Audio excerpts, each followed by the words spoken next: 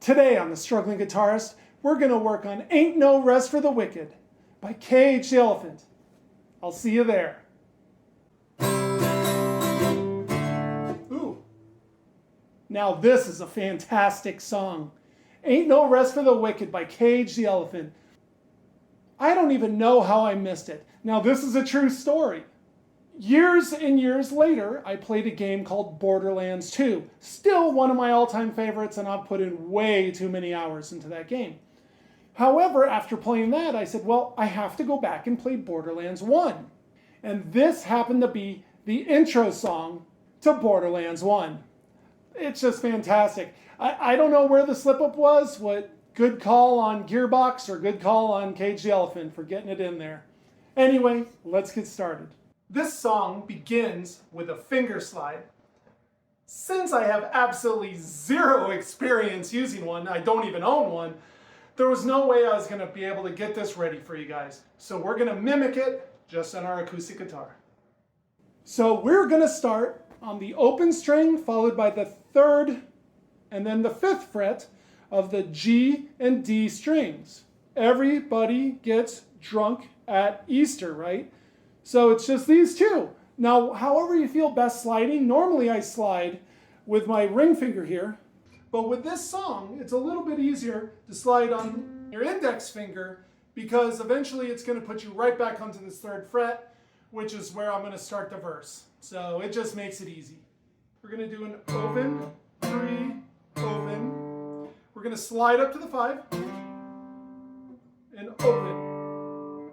You're going to do it again with a slight twist at the end.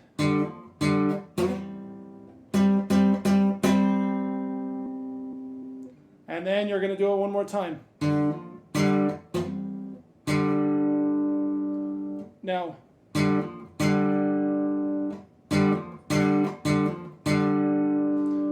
it's just open and the third fret.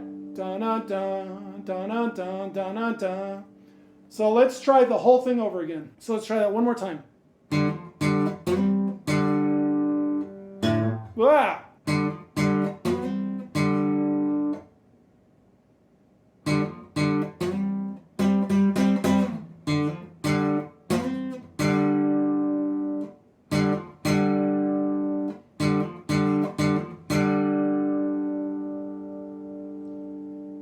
And that mimics the intro to this song. So after the intro comes the verse. And this is the main part of it, is I'm just going to mute the strings right now. But what you're going to be doing is you're going to be using your right hand here, or your left if you're your strum hand. And you're going to go 1 and 2 and 3 and 4 and 1 and 2 and 3 and 4. And you want to try and emphasize the 1 and the 3. And that's going to carry on at least all the way through the verse and even included into the chorus. I watched a bunch of different performances, how-to videos, and downloaded a few tabs. And it was really kind of frustrating. Everyone played it differently. Everyone plays this song differently. And I was like, what the hell? What's going on? And of course, honestly, this caused me major analysis paralysis. I really got stuck for a while trying to figure out which way I should be playing it. Which way I should spend my energy to try and learn it. You know, it really kind of frustrated me. However, after dissecting these songs and tabs and using a really cool chord identifier website, which I'll post down in the description below, no affiliate to me, I just think they're awesome. You guys should know about them too. I realized that everyone is basically playing the same chords. They're just playing it in different ways. Now I know my music friends, and especially my music teacher, are saying, no, what do you think we've been trying to teach you? But this was a big aha moment for me. It finally clicked. You know something, but until it really firms up in your head, sometimes you're just regurgitating it rather than understanding it. So, an easy example is a G. You have an open G. Well, if you make that F shape and you go to the third fret, there's another G, maybe a B flat here on the first fret. Well, if you come up to the 6th fret in that same F shape, you just made a B flat as well. And then I started figuring out that, oh, part of it, it's just positioning. Where do you want to be for the next note? You might want to stay down here if you're just going to go to a B flat down there. But if you're sliding up, like I'm planning to do, it's easy to get into that shape and just go. Then, on top of all this, started figuring out that each of these notes sounds slightly different. Some of them are jazzier than others. Some of them are a little flatter. Some of them, maybe, they're using it to only play bigger strings for a bigger sound versus a smaller sound by using the lower strings in a different position. I don't know. But since all I'm doing is going for the feel of it, and whatever's easiest for me to try and pull off, I'm not that great of a guitarist. No, really, don't argue. No, stop, I won't hear it. Just, I roll with it. In this case, I'm gonna do a G in the shape of that F. And you're gonna hold it down for 2. And you're gonna just let off the strings, and you're gonna mute with your first finger. It's pretty much the easiest. And you're gonna do that strum. You're gonna start at the 3 and the 5 as a G chord. You're gonna slide up to the 6 and the 8. Gonna slide up to the 8 and the 10. Back down. And you're gonna come down and you're gonna drop 1 string. So you're up here on the 5th fret, on the 5th string, but at the 8 and the 10s, you just went down, boom. So let's try that again. Whoop. Let's try that again.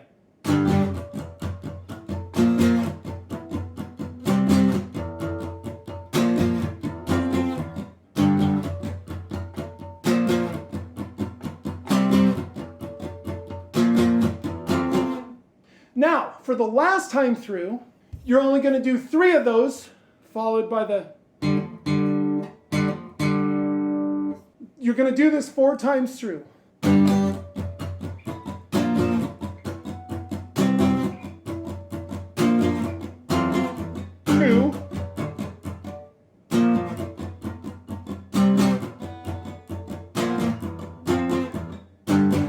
3.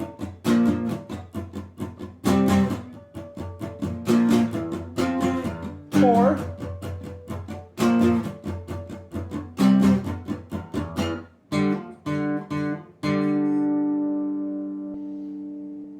And you rocked right through that verse. So now we move on to the chorus. And the way I'm favoring this next part is to make that F shape right here. This is the G shape, right? This is the way I'm currently favoring it. I don't know if I'm any better or not. I just noticed that I don't have to shift my grip at all. The only trick is as you're sliding up and down here, your fingers can become wonky, like all of a sudden your finger is not on the right fret, or your fingers fall off or something. I don't know, roll with it. We'll talk about both ways of doing it, or multiple ways of doing it anyway. It's a G shape. Scoot up to the 6th fret. 1, 2, 1. See how I did that? 1, 2, slide, and mute. Let's try that again. Now, this time is a little different.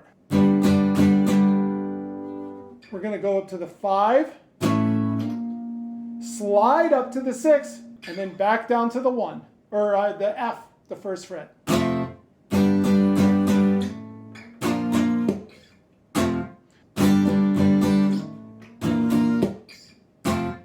The key is just remember, there's a slight pause. You're technically playing that note, but you're just letting the note ring out as you slide up.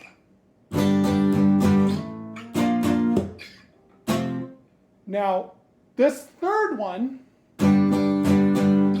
up to the 5, now the 6, up to the 8. Let's try that one more time. Now, back to the 2nd time where we played the F. Now, the other way to do that is just, this is a G to a B flat to a C. You could totally do that down here. to a C. Or a C is also here. Oh, there it is. B flat, C. So you could shift to any of these. So once again, heck, you could even do the G here.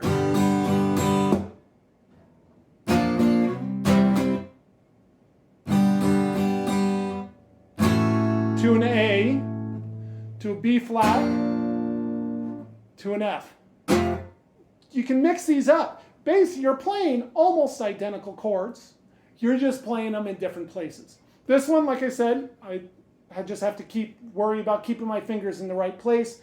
I don't have to change, but if it works best for you.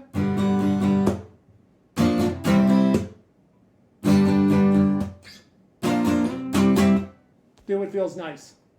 So let's play through this one more time. Whoa, there you go.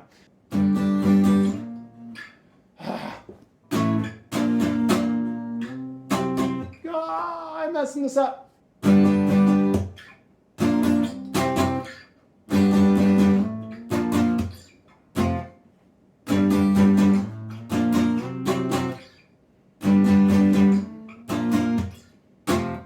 And that is the chorus. Now for the real last part you have to learn. After that, everything is just repeating over and over and over again. Basically, you're going to slide up all the way up. So you can start at the 1, you 2, heck, you could start up here at the 9 or something. You're going to slide up to that 10. If you can get that slide going, I would go for the longer slide. It sounds cooler. So you're going to play the 10. Everybody gets, right? The 10 on the G, the 11 on the B, the 10, 12, you go up to the D and the 8.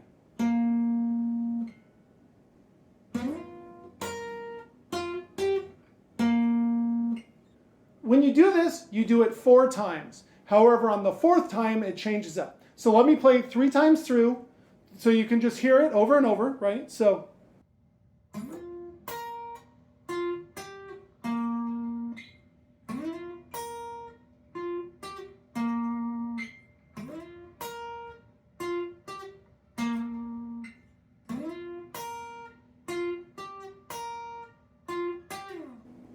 To the 10, to the 11, 10, 12, 11, 10, 12.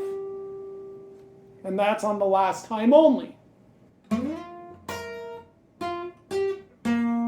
1, 2, 3,